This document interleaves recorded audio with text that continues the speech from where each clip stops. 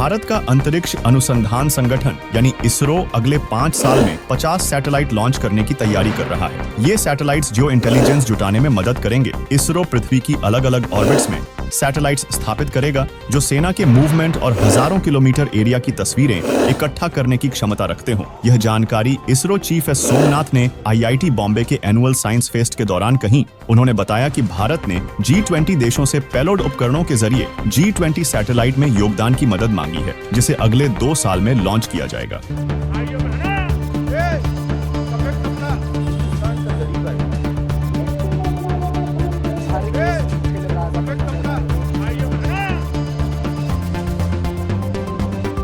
भारतीय प्रौद्योगिकी संस्थान IIT मुंबई के वार्षिक विज्ञान और प्रौद्योगिकी समारोह टेक फेस्ट को संबोधित करते हुए सोमनाथ ने कहा कि बदलावों का पता लगाने, आंकड़ों के विश्लेषण के लिए AI से संबंधित और डेटा आधारित प्रयासों के मामले में उपग्रहों की क्षमता बढ़ाना अहम है। इसरो चीफ एस सोमनाथ ने कहा कि अंतरिक्षयान देश की सीमाओं और पड़ोसी क्षेत्रों पर नजर रखने में सक्षम है। सोमनाथ ने कहा, यह सब उपग्रहों से देखा जा सकता है। हम इसे संभालने के लिए उपग्रह प्रक्षेपित कर रहे हैं, लेकिन अब सोचने का एक अलग तरीका है और हमें इसे और अधिक महत्वपूर्ण तरीके से देखने की जरूरत है, क्योंकि किसी राष्ट्र की शक्ति उसकी यह समझने की क्षमता है कि उसके आसपास क्या हो रहा है। आइए जानते हैं कि कैसे देश के काम आएंगे उपग्रह। इसरो प्रमुख सोमनाथ ने कहा, हमने अगले 5 वर्षों में 50 उपग्रहों को अंतिम रूप देने के लिए उनका संयोजन कर लिया है और इसे अगले 5 वर्षों से अधिक समय में इस विशेष भू खुफिया जानकारी संग्रह में सहायता के लिहाज से भारत के लिए भेजा जा रहा है। सोमनाथ ने कहा कि अगर भारत इस स्तर पर उपग्रहों का प्रक्षेपण कर सकता है तो देश के सामने आने वाले खतरों को बेहतर तरीके से कम किया जा सकता है। सितंबर में प्रधानमंत्री नरेंद्र मोदी ने G20 सैटेलाइट लॉन्च करने का प्रस्ताव रखा था, जिसके जरिए जलवायु और पर्यावरण का अध्ययन किया जा सके।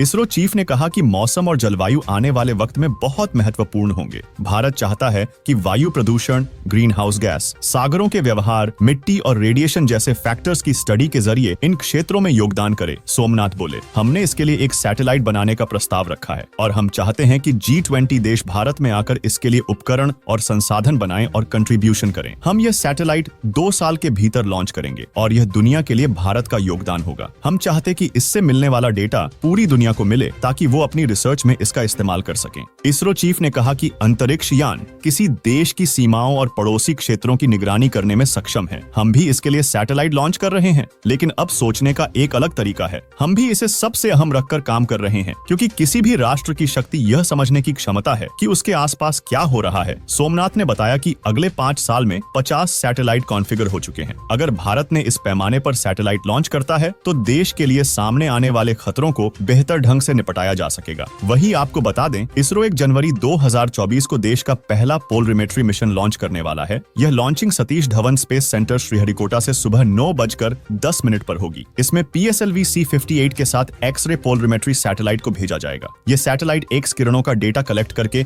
ब्लैक होल और न्यूट्रॉन तारों की स्टडी करेगा। भारत के इस शानदार प्रोजेक्ट के बारे में आप क्या सोचते हैं? हमें कमेंट में बताएं और वार्ता 24 न्यूज चैनल को सब्सक्राइब करें। आप देख रहे हैं वार्ता 24।